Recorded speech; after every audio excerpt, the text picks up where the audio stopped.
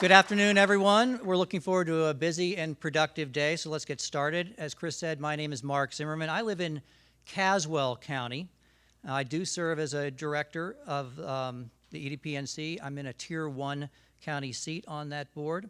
And for my day job, I'm the Senior Vice President of External Affairs for the North Carolina Realtors. And it's my pleasure to introduce the speaker to kick off our first building block. And it's a pleasure for me to come up here first because the last name of Zimmerman, I'm usually at the end of the line. So I'm happy to be up here first. Our first building block is education. Catherine Truitt serves as the Chancellor of Western Governors University, North Carolina. But today, she'll be discussing challenges and solutions for K through 12 education in rural North Carolina. Please join me in welcoming Chancellor Truitt.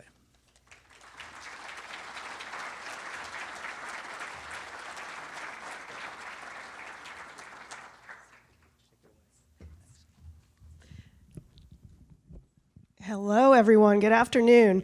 Thank you, Mark and Mike and Frank, for hosting this wonderful opportunity for us to get together and, like Chris said, do some problem solving and try to solve some of the problems that we all know, the challenges that we have in our rural communities.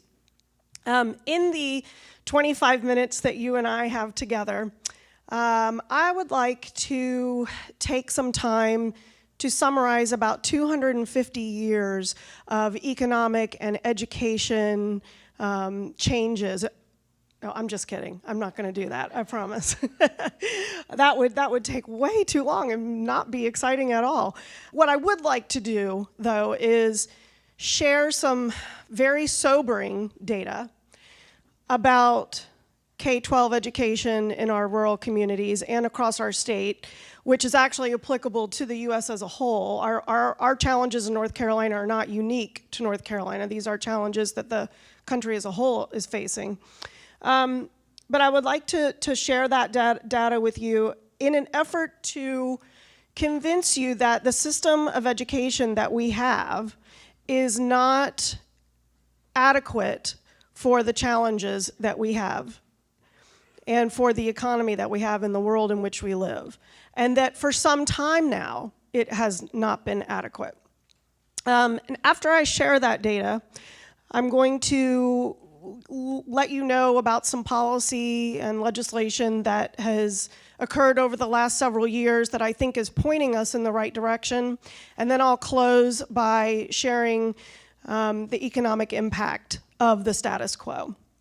But first, I want to talk about why change. So why am I up here advocating for change in our K-12 system? A question that I get a lot as an educator is, why should we change? Why should our system of education change? I went to public school and I turned out just fine.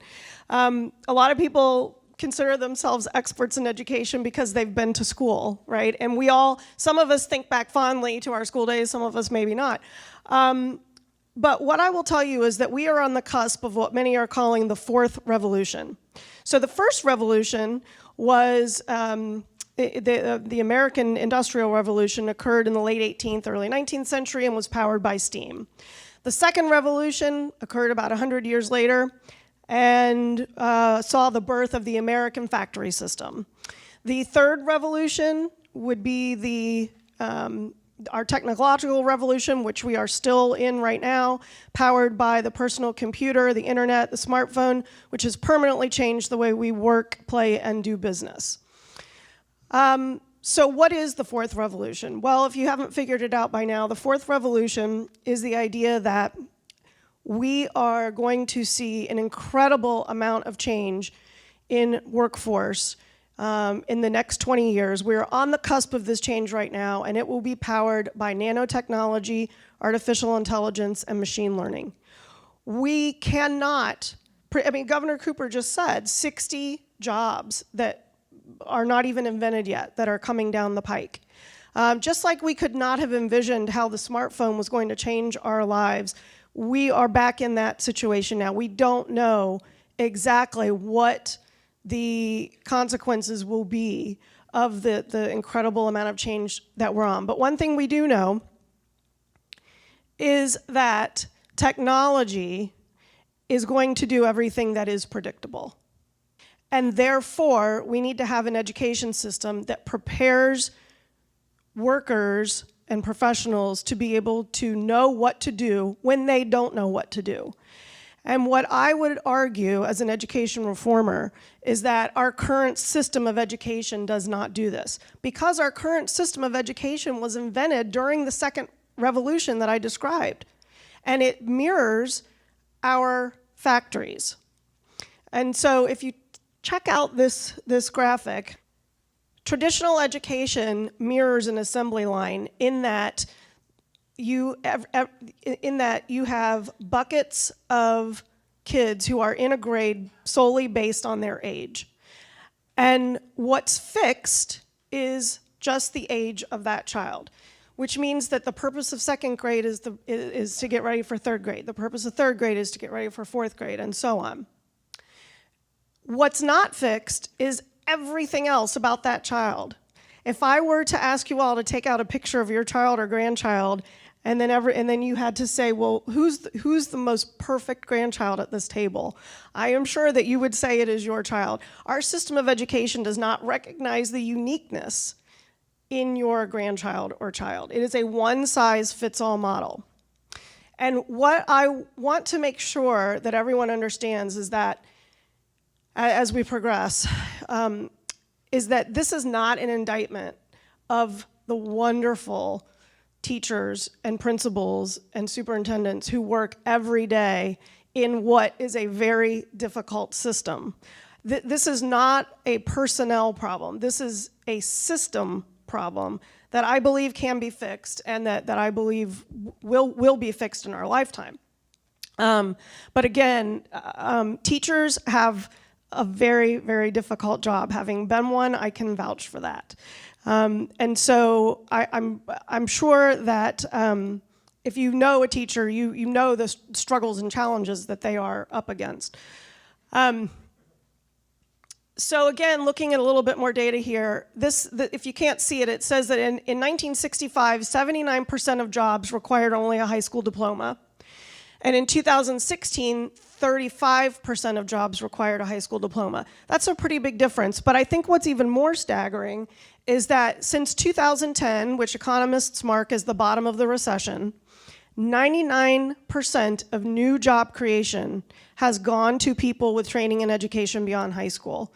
That stat comes from Georgetown University Public Policy Report that came out, I believe, in 2016. So 1% of jobs have gone to people with training or without training and education beyond high school, which means that if you don't have training and education beyond high school, you have not been able to participate in this recovery.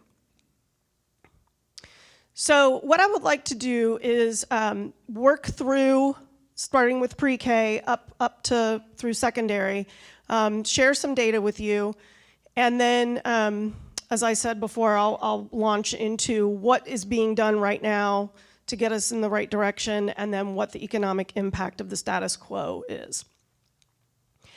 So in North Carolina, we have historically led the way with setting the standard for early childhood education. We have amazing standards, and this effort was begun during the Hunt administration, and we have maintained these standards to this day. Unfortunately, we don't have enough capacity in terms of providers to provide the child care that is needed, especially in our rural communities. So nationally, about 32% of 4-year-olds are enrolled in state-based pre-K programs. In North Carolina, that's only 22%. The General Assembly has increased funding for pre-K seats, but we still have about 54% of our eligible 4-year-olds do not have access to a pre-K program. And we have a speaker coming up who's going to talk a little bit more about why that is so important. Moving on to our K-12 data, reading proficiency is the benchmark right at this point in time, the best way that we have to measure the future success of our students. And the research tells us that third grade proficiency, in other words, how well you read by the end of third grade, is actually more indicative of predicting success than poverty status. The only apples to apples comparison we have with other states of how well our students read and how well they can do math is the NAEP scores, National Assessment of Education Progress. And these tests are given every 2 years. And here is some data from the 2017 test.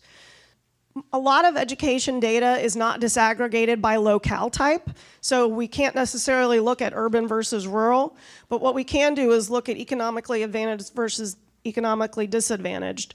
And as you can see from the handout, 70% of children who live in rural designated counties in North Carolina are considered economically disadvantaged.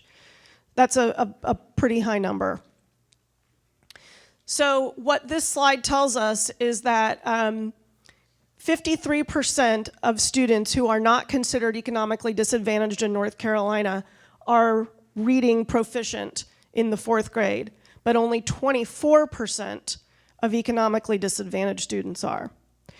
The next descriptor is advanced, and we've got about 16% of non-economically disadvantaged students reading at an advanced level, and 4% reading at an advanced level who are classified as EDS. When we move on to 8th grade, it gets a little bit bleaker.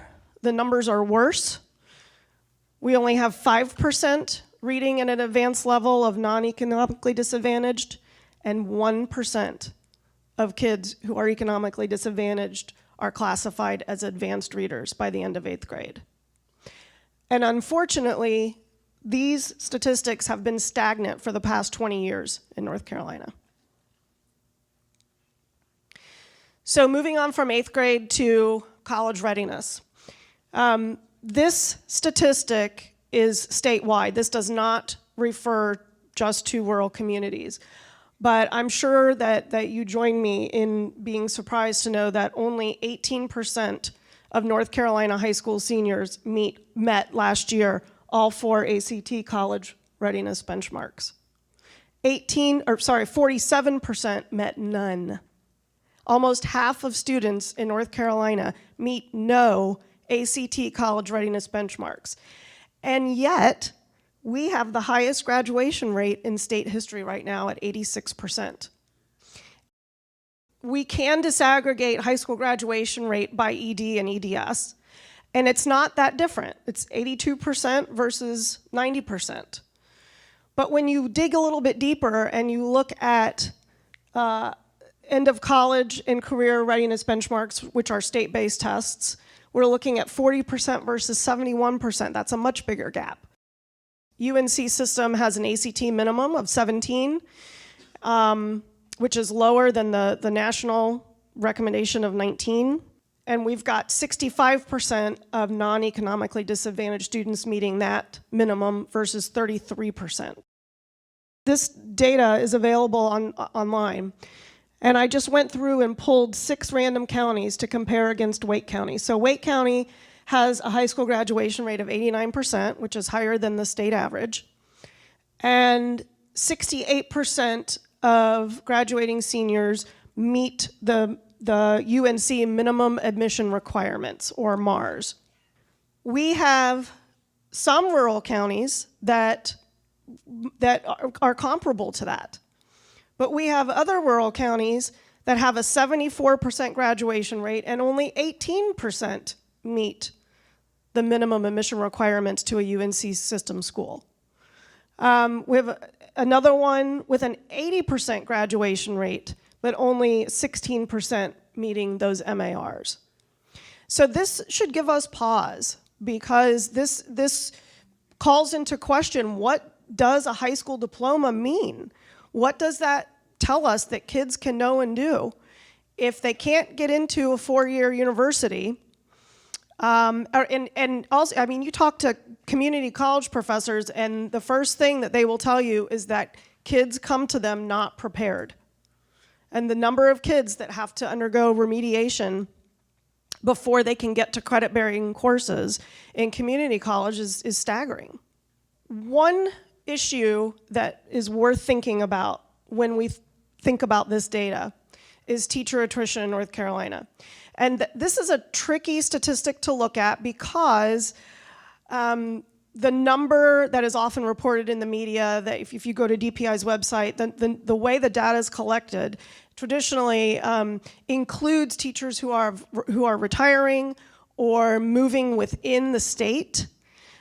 We actually have a very low number of teachers who leave the profession every year as compared to other states and as compared to other professions. And we have a very low number of teachers who leave North Carolina to go across the border to teach in other states. But what we do know is that teacher attrition varies greatly by county. We have some rural counties who lose a quarter of their teachers every year to other school districts. And what's really unfortunate is that there are certain, when we back the data out and we look just at experienced licensed teachers who leave the school where they taught and go to another district or to another state, it's only about 7.6%, which is pretty low. However, beginning teachers or inexperienced teachers and lateral entry teachers who are teachers who are in North Carolina, if you have a 4-year degree, you can start teaching in any county that you want, and you have 3 years to get your teaching certificate. Well, the data shows us that more often than not, lateral entry teachers do not complete that degree, and so they stop teaching after 3 years, creating churn and turnover in the schools. And so the lateral, while only 7.5% of experienced teachers leave, 15.5% of lateral entry teachers leave, and 12.3% of beginning teachers leave.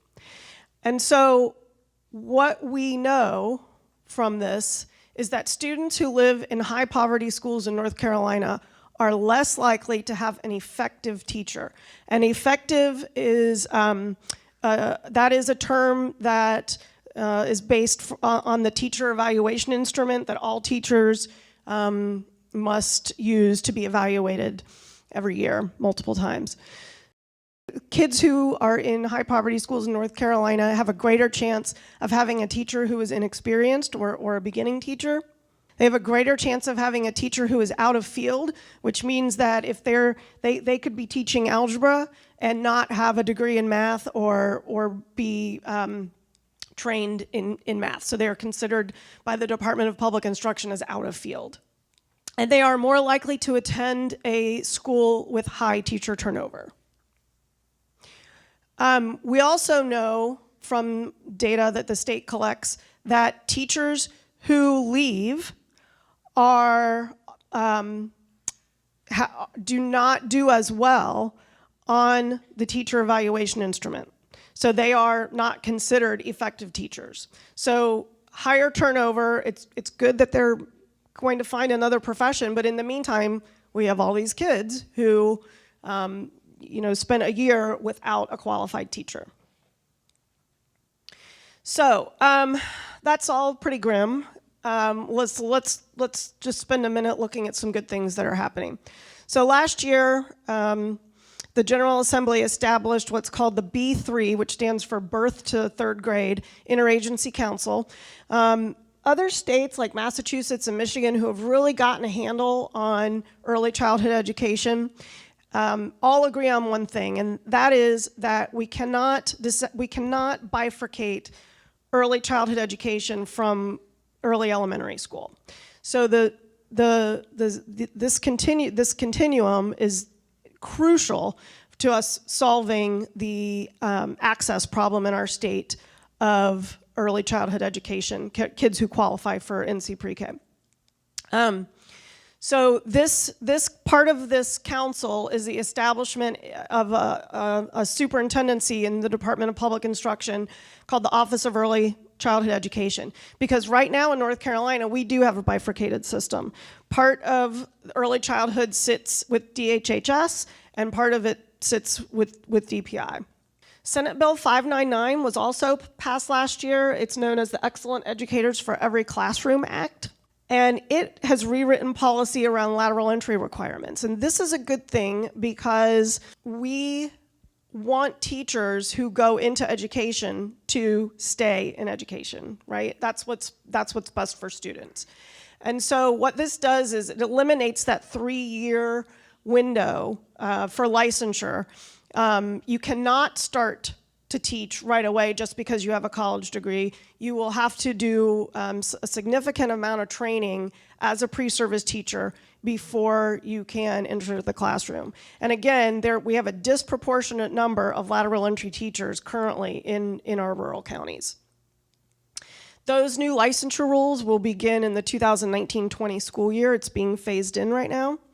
It also establishes a commission to address issues around educator prep. So the question now becomes, well, what are our colleges of education doing to start to fix some of these problems?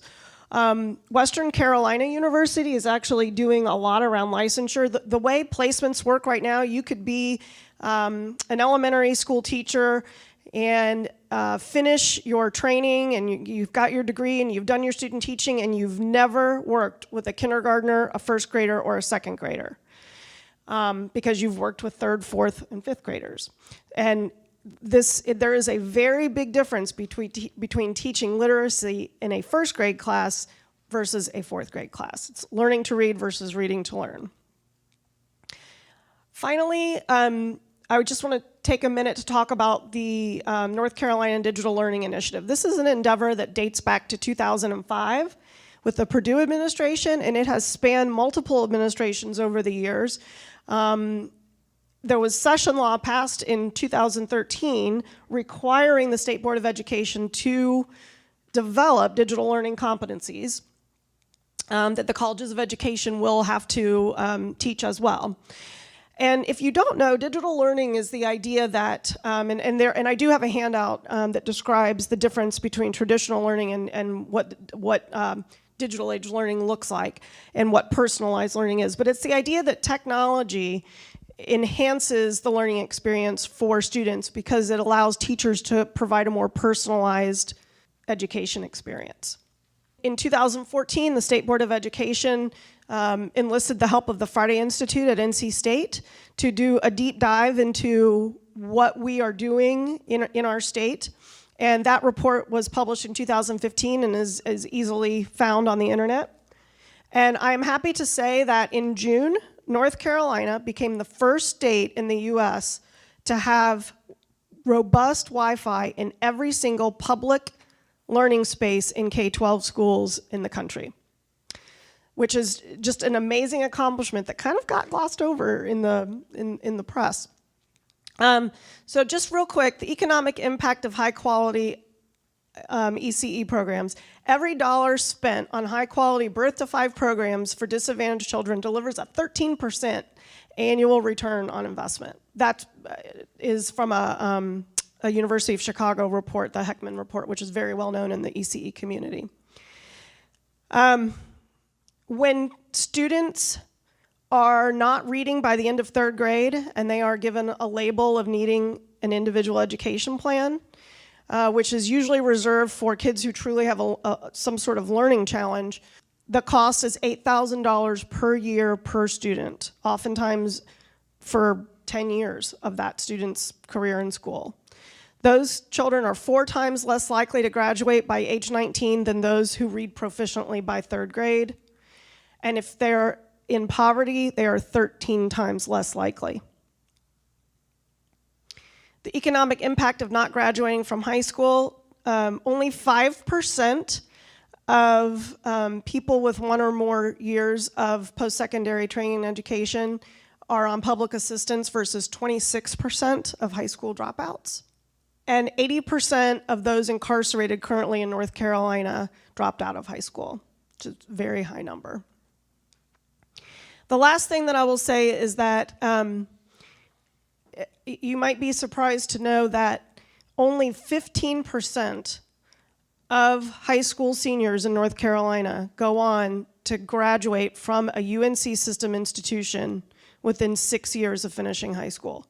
Now, this is not the same as graduation rate, right? And graduation rates fluctuate wildly within the UNC system. But only 15% of kids in North Carolina go off to a UNC system school and graduate in 6 years, and 33% of UNC system freshmen will not ever graduate. So clearly there is a disconnect here.